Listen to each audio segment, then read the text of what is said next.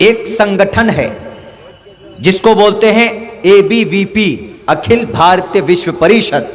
मतलब हिंदू धर्म में RSS तंजीम के प्लेटफॉर्म से एक ऐसी तंजीम है जिसमें स्टूडेंट लोग, पढ़ने वाले छात्र, तालिब इल्म लोगों की एक अलग तंजीम है, संगठन है। तो उसी संगठन के जरिए से त्रिपुरा में एक रैली निकाली गई। रैली निकाल कर ये नारे लगाए गए। ये नारे लगाकर फिर मस्जिदों में आग लगाई। एक मस्जिद में नहीं, 2 नहीं, 3 नहीं, 4 नहीं, 5 नहीं, 12 मस्जिदों में आग लगाई जाती। मामला बांग्लादेश का है। बांग्लादेश गवर्नमेंट खुद हल करेंगे अपने मामलात को। तुम्हारे पेट में क्यों दर्द होता है? भारत के अंदर त्रिपुरा के निहत्थे, लाचार, बेबस मुसलमानों की मस्जिदें जलाकर, इस पर मीडिया वाले तुम तो नहीं बोलोगे। इस पर तो तुम्हारी जुबान कट जाएगी। इस पर तो तुम्हारी जुबान में ताकत नहीं है। तुम्हें बोलना चाहिए कि त्रिपुरा के अंदर उनको उग्र करने का, उनको दंगा और फसाद करने का कोई अधिकार कोई नहीं देता, नहीं करना चाहिए उनको, लेकिन नहीं बोलोगे। सबकी जुबानें गूंग, आज तक वाले गूंग, ABP वाले गूंग हो गए, सबके सब रिपब्लिक। पूछता है भारत कहां सो गया?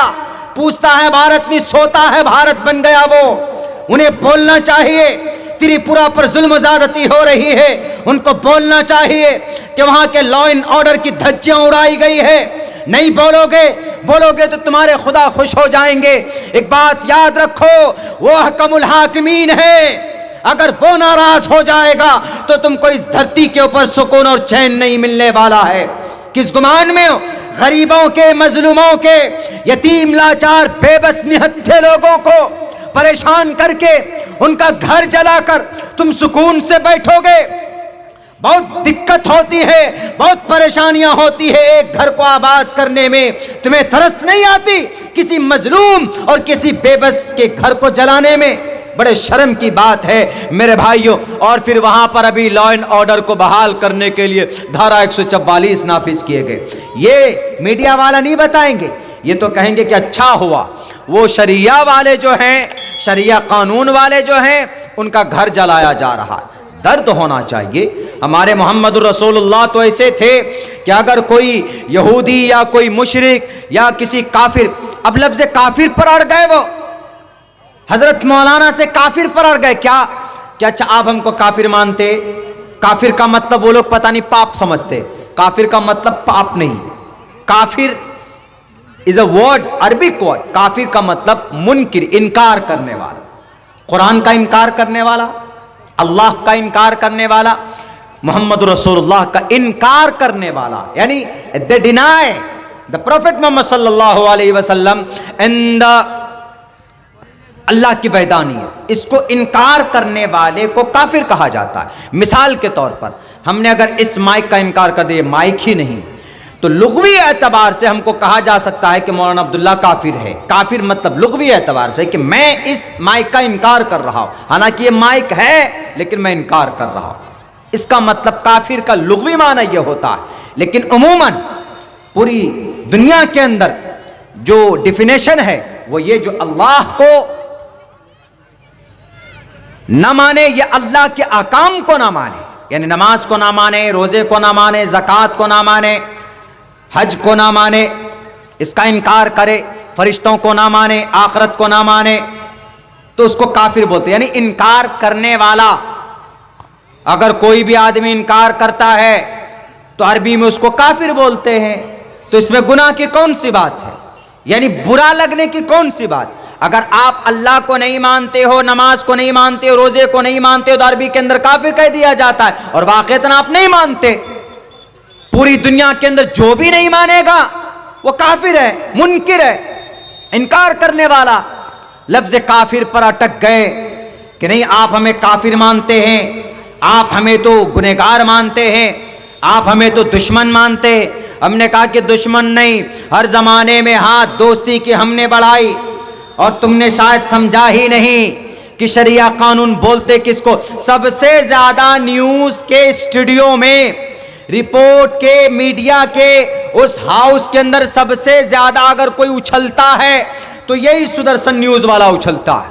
यही 3-3, 4-4 फीट तक उछल जाता है और यही कहता है कि देखो ये शरिया कानून वाले, ये देखो टोपी वाले, ये देखो मुल्ला जी, ये देखो दादागिरी कर रहे हैं। अरे ये शरिया कानून से बेहतर तो कोई कानून दुनिया में नहीं। शरिया कानून निकला, शरिया कानून का मतलब मुकम्मल इस्लाम, और बुनियल इस्लाम वाला खमसिन शहादा। और इस शरीयत की जो जड़ है, बुनियाद है, उसका पहला मतलब होता है अल्लाह को एक मानना, ला इलाहा इल्लल्लाह मुहम्मदुर रसूलुल्लाह, अल्लाह को एक मानना, ला इलाहा इल्लल्लाह यानी अल्लाह के सिवा कोई माबूद नहीं।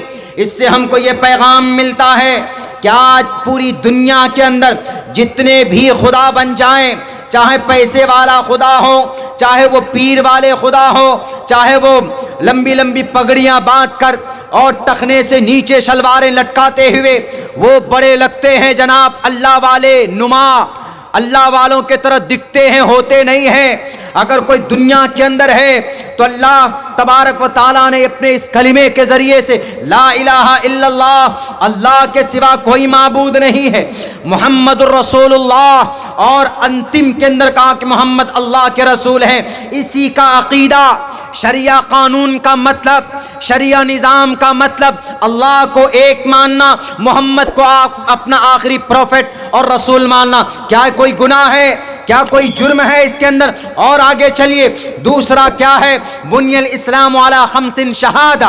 पहले नंबर पर 5 अरकान है इस्लाम के, एक रुकन है एक अल्लाह को मानना। दूसरा रुकन क्या है? नमाज कायम करना, अकीमुस्सलाह, यानी जो मुसलमान ईमान ले आया ढंग से, जो भी आदमी इस्लाम के दामन में, इस्लाम के प्लेटफॉर्म पर आ गया, कलिमा पढ़ लिया, तो उसके ऊपर सबसे पहली जिम्मेदारी अकीमुस्सलाह, नमाज कायम करो। नमाज कायम करने का मतलब उस अल्लाह की इबादत करना, उस अल्लाह की इबादत करना, और प्रॉफेट मोहम्मद सल्लल्लाहु अलैहि वसल्लम की लाई हुई शरीयत, उनकी पूरी जिंदगी के अंदर जो आपके अफाल और आपके अतवार रहें, उनके मुताबिक अपनी जिंदगी गुजारना, ये मतलब होता है। दूसरा नंबर, तीसरा नंबर क्या है? ईमान लाने के बाद नमाज, उसके बाद फिर ज़कात, वातु ज़कात। अगर आप मालदार हैं, अगर आप दौलत रखते हैं अपने पास, तो आप 100 रुपए में 2.5 रुपए दीजिए। कहां दीजिए? गरीब को दीजिए। ज़कात, टू पे ज़कात इन द होल ईयर्स, पूरे एक साथ ज़कात अदा करना। किस लिए ज़कात अदा करते हैं? ज़कात इसलिए अदा करते हैं ताकि जो गरीब आदमी हो, मिस्कीन हो, लाचार हो, बेबस हो हमारे गांव में, हमारे समाज में, उसकी मदद हो जाए, कुछ उसको कुछ सपोर्ट मिल जाए। तो तीसरे नंबर की चीज़ जो ज़कात है, वो भी दूसरों के फ़ायदा पहुंचाने के लिए अल्लाह तबारक व ताला ने मुतय्यन किया है, अल्लाह ने हुक्म दिया है। चौथे नंबर पर है क्या है? वातिमुस्सियाम वलिल्लाहि अलन्नास वातिमुस्सियाम, के लोगों रोजे को पूरा करो। 30 दिन के हम रोजे रखते हैं, रमजान के अंदर क्यों रोजा रखते हैं जी? क्या मकसद है रोजा रखने का? मकसद है लअल्लकुम तत्तकून, कुतिबा अलैकुमुस्सियाम कमा कुतिबा अलल्लज़ीना मिन क़ब्लिकुम लअल्लकुम तत्तकून। ए लोगों सुनो, ए सुदर्शन न्यूज़ वाले आप भी सुनना ज़रा, और दुनिया के तमाम वो मीडिया जो शरिया कानून का मतलब नहीं समझते, उन्हें समझने की ज़रूरत है, उन्हें जानने की ज़रूरत है कि जब अल्लाह तबारक व ताला ने पूरे 30 दिन के रोज़ा रखने की फर्जियत को नाजिल फरमाया 1.5 हिजरी के अंदर, उसका मतलब क्या है? भूखा रखना, भूखा मारना नहीं। उसका मतलब है लअल्लकुम तत्तकून, ताकि तुम्हारे अंदर तक़वा पैदा हो जाए, ताकि तुम अल्लाह से डरो, ताकि तुम ईमानदारी की जिंदगी गुजारो। इसको बोलते हैं शरिया कानून। अगर है अमानतदारी तुम्हारे अंदर, अगर तुमको वाक़ियतन सही चीज लोगों को बताने का भूख और प्यास है तो बताओ, चलाओ हमारे इस वीडियो क्लिप को अपने न्यूज के अंदर, अपने चैनलों में, कि शरिया कानून का मतलब अल्लाह को एक मानना, शरिया कानून का मतलब नमाज पढ़ना, इबादत करना, शरिया कानून का मतलब ज़कात देना, गरीबों की मदद करना, शरिया कानून का मतलब अपने अंदर प्यूरिफाई, पाकीज़गी के लिए अपने अंदर की बुराई को खत्म करने के लिए, तकवा पैदा करने के लिए 30 दिन के रोजे रखना।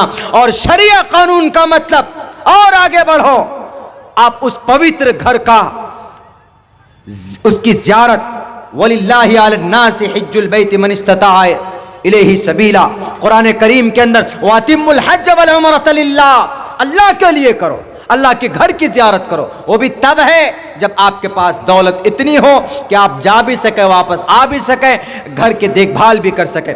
शरिया कानून का मतलब यह है, शरिया कानून का कोई अलग मतलब नहीं। बहुत लोग बोलते हैं कि नहीं मौलाना, शरिया कानून का मतलब ये तो है, अलग भी है। क्या है शरिया कानून का मतलब? ये है कि बहुत बड़ी बड़े जंगें लड़े हैं आपके सहाबा ने, बहुत बड़ी बड़ी जंगें लड़ी। हमने कहा कि जंग लड़ना ये भलाई के लिए अच्छा होता है, ऐसे नहीं जंग लड़ते।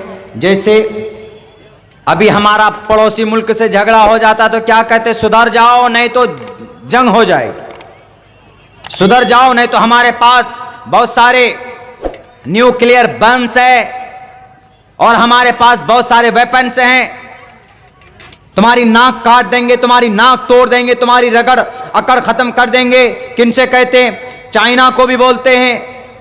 बालवान घाटी में चाइना आकर बैठ गया, उसके लिए नहीं बोलेंगे तो बैठ कर। कभी कभी जंग ऐसा होता है कि जंग की वजह से ग्रोथ होती, तरक्की होती, वो भी उस जंग के अंदर। लेकिन कानून है कि निहत्तों पर, लाचार पर, बेबस पर, बूढ़ों पर, बच्चों पर हथियार नहीं दागे जाएंगे, सिर्फ शत्रुओं पर, सिर्फ दुश्मनों पर। और है ये निजाम सिर्फ इस्लाम में नहीं बल्कि ये दुनिया का रूल है। और जब जंग होती है, एक रिपोर्ट है कि इंग्लैंड के अंदर सुसाइड होता था। पहले फर्स्ट वर्ल्ड वॉर से पहले सुसाइड बहुत करते थे लोग, ज़हनी एतबार से परेशान थे। लेकिन जब वहां जंग हुई, फर्स्ट वर्ल्ड वॉर हुई, तो सारे लोगों के दिलो दिमाग में चिंता भर गया, फिक्र हो गई कि अब कैसे मुकाबला करें, कैसे जंग करें दुश्मनों से। मुल्क इस्राइल, वहां पर जंग होती है, जंग से शुरुआत की थी।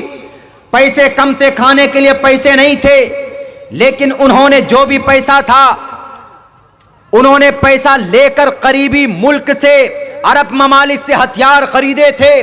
किसी ने कहा कि खाने के लिए पैसे नहीं, आप हथियार खरीद रहे हो जंग करने के लिए। उन्होंने कहा कि जंग तरक्की की एक जीनत है। और फिर उन हथियारों से जो लोहा मनवाया, पूरी दुनिया के लोग अमेरिका के बाद अगर किसी से डरते हैं तो वो कौन है? इस्राइल है। हमारी बैतुल मक़दिस में कौन फतह करके रखा हुआ, कौन फतह करने की कोशिश कर रहा है?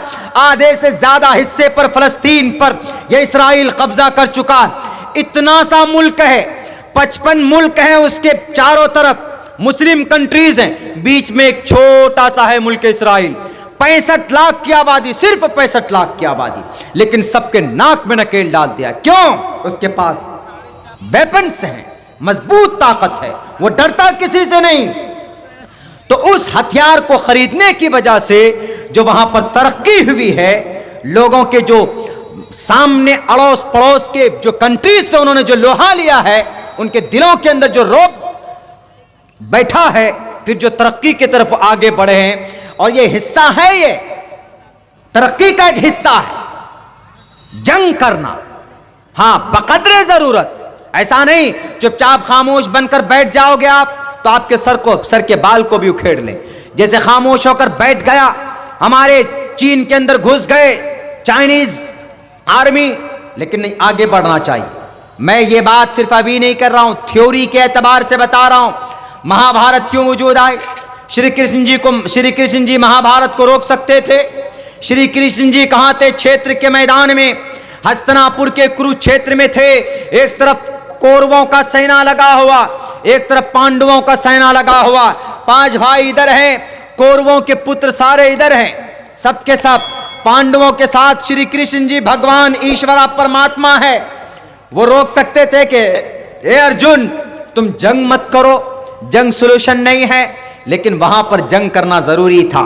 वहां पर जब हस्तिनापुर के उस कुरुक्षेत्र में, उस बैटलफील्ड में जब अर्जुन जी बैठ जाते हैं, अपने हथियार डाल देते हैं और पीछे बैठ जाते हैं अपने रथ के। बहुत अच्छे वर्ड में श्रीमद् भगवत गीता के अंदर इसका वर्णन